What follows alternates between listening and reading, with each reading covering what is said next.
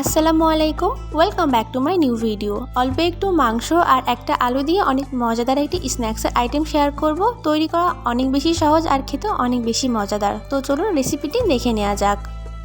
এর জন্য আমি এখানে নিয়েছি মুরগির বুকের এক পাশের অংশ, এখানে 1.5 কাপের মতো হয়েছে, আর মাংসগুলোকে এরকম কিউব করে কেটে নিয়েছি। এখন এই সেমভাবেই একটা বড় সাইজের আলু এরকম কিউব করে কেটে নিয়েছি। এখন এই আলুটাকে সেদ্ধ করতে দেবো। এখন একটা প্যানে আলুগুলো দিয়ে তার মধ্যে পরিমাণ মতো পানি অ্যাড করে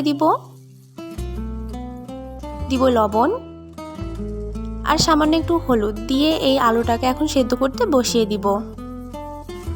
এখন অপর দিকে মাংসটা ম্যারিনেশন করব। তার জন্য এর মধ্যে দিয়েছি 1 চা চামচ আদা রসুন বাটা, পরিমাণ মতো লবণ, 1/2 চা চামচ লাল মরিচের গুঁড়া, 1/2 চা চামচ জিরা গুঁড়া, 1/3 চা চামচ দিয়েছি গরম মশলার গুঁড়া, 1/2 চা চামচ দিয়েছি কালো গোলমরিচের গুঁড়া, 1 চা চামচ রেড চিলি সস আর 1 চা চামচ দিব সয়া সস। এখন সাথে দিব 2 চা চামচ কর্নফ্লাওয়ার। মাত্র এই কয়টাই উপকরণে এই চিকেনটা খেতে অনেক বেশি দুর্দান্ত হবে।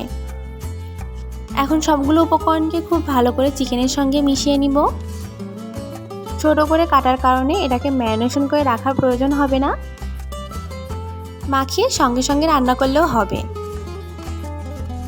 অপরদিকে আলুটা আমি 80% মতো সেদ্ধ করে নিয়েছি। পুরাটা সেদ্ধ করা যাবে না, নয়তো ভাজার সময় ভেঙে যাওয়ার সম্ভাবনা থাকবে। আলুটা হয়ে গেছে, এখন উঠিয়ে নিব।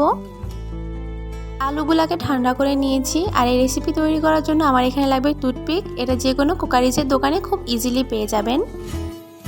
এখন একটা আলু নিয়ে টুথপিকের মধ্যে দিয়ে দিব আর সাথে 1 টুকরা মাংস। এভাবে আমি তৈরি করে নিয়েছি একটা। আপনারা চাইলে এটার নাম মিনি সাসলিকও দিতে পারেন। এখন এই সেমভাবে আমি বাকি সবগুলো তৈরি করে নিব। তৈরি করা অনেক বেশি সহজ, কোনো রকম ঝামেলা নেই।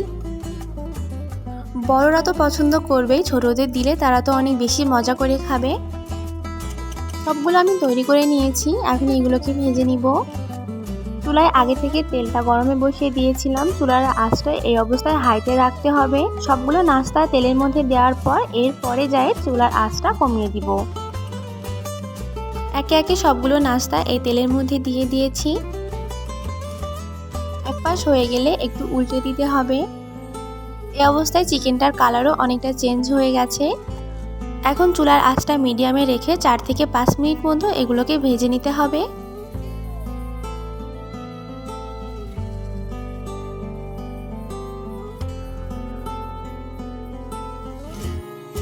আলু আর মাংসটা অনেক ভালোভাবে ভাজা হয়ে গেছে, দেখেই বুঝতে পারছেন আলুগুলোর উপরে অনেক সুন্দর একটা কালারও চলে এসেছে। এখন এই সবগুলো নাস্তাকে আমি তেল থেকে উঠিয়ে নিব।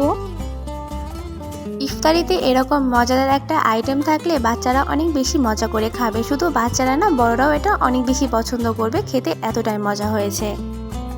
একদমই কম উপকরণে ঝটপট তৈরি এই নাস্তা যে কেউ অনেক বেশি পছন্দ করবে। আশা করি আমার আজকের এই ভিডিওটি আপনাদের কাছে ভালো লেগেছে। দেখা হবে নতুন আরেকটি ভিডিওতে। আল্লাহ হাফেজ।